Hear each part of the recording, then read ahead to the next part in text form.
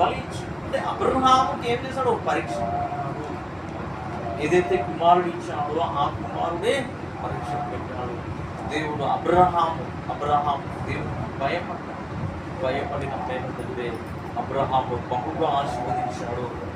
16వ వచనంలో నీకు ఒక్కడైన నీ కుమారుడు వెనుదీయక ఈ కార్యం చేసినందున నేను నిన్ను ఆశీర్వదించి ఆకాశ నక్షత్రము వలెను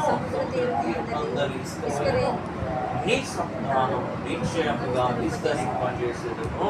నీ సంతతి వారు తమ శత్రువులుగా నీ స్వాధీనపరచును. ఈ సంఘటన జరిగిన తరువాత అబ్రహాముని అధికముగా ఆశీర్వదించి, ఈ సంఘటన జరిగిన తర్వాత అంటే దేవుడికి భయపడ్డాడు, దేవుడు పెట్టిన పరీక్షలో నెగ్గాడు. దేవుడు ఏం చేస్తున్నాడు? ఆశీర్వదిస్తున్నాడు. నీ సంతానాన్ని ఇసుక వల్ల, నీ సంతానాన్ని ఆకాశ నక్షత్రం వల్ల విస్తారమైనటువంటి జనముగా మారుస్తున్నాను. ఎందుకంటే నేను నాకు భయపడ్డావు. నీ పరీక్ష పెట్టిన కదా, ఆ పరీక్షలో నువ్వు నెగ్గినావు కాబట్టి అత్యధికంగా నేను ఆశీర్వదిస్తున్నాను అన్నట్టుగానే అబ్రహాం ఏం చేశాడు? అత్యధికంగా అబ్రహాములో నుండి ఇస్సాకు వచ్చాడు, ఇస్సాకు మళ్ళీ యాకోబు వచ్చాడు, ఇలా యాకోబులో నుండి 12 మంది ఇలా విస్తరించింది జనాంగం అంతా. ఇశ్రాయేలు జనాంగం అంతా కూడా ఎవరిలో నుండి వచ్చింది? అబ్రహాములో నుండే వచ్చింది. ఇశ్రాయేలు జనాంగం ఉంది అంటే భూమి మీద ఎవరి నుండి వచ్చిందంటే అబ్రహాం.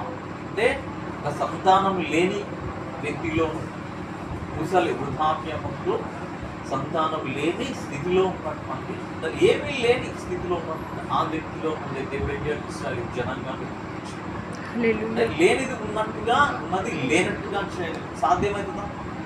సంతానమే లేదు, వృద్ధాప్యం 70 సంవత్సరాలు ప్రాయంలో పిలుచుకున్నాడు.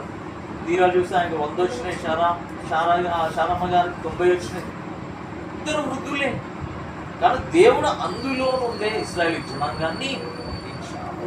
దేవుడు గొప్ప దేవుడు, అట్లా ఇచ్చగల దేవుడు. అంటే ఎప్పుడైతే అబ్రహాము దేవుడు పరీక్ష పెట్టినాడు, ఆ పరీక్ష పెట్టాడు కదా, అబ్రహాం ఏం చేశాడంటే విస్తారమైన జనాంగంగా మార్చుకున్నాడు. విస్తారమైనటువంటి జనాంగం ఎక్కుంది. ఆ విస్తారమైన జనాంగానికి కూడా ఎవరు? ప్రపంచానికి విశ్వాసులకు తండ్రి ఎవరు? ఇప్పుడు అబ్రహాం. విశ్వాసులకు తండ్రి అని పేరు ఎవరికి వచ్చింది? అబ్రహాము విశ్వాసులకు తండ్రి. అంటే నమ్మి వెళ్ళాడు, దేవుని నమ్మి వెళ్ళాడు, కానీ విశ్వాసులకు తండ్రి అయ్యాడు. రేపు రాకడ సమయంలో దేవుడు ఎక్కడి నుంచి? ఇశ్రాయేలు రాజ్యంలోనే. దేవుడు రాకడ సమయం ఎక్కడ వస్తుంది? ఇశ్రాయేలు రాజ్యంలోనే. ఇశ్రాయేల్నే రాజధానిగా 1000 ఏళ్ల పరిపాలన జరగదు. అంటే మొత్తం కేంద్రం అంతా కూడా అక్కడే